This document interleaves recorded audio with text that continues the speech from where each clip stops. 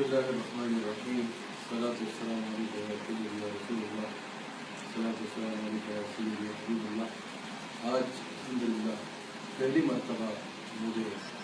فیضان مدینہ میں حاضری کا شرف حاصل ہوا. الحمدللہ اللہ کے ساتھ میرے سنت سے ملاقات ہوئی, بہت روحانی سکون ملا حضرت سے ملاقات کر کے, اور ماشاء اللہ جو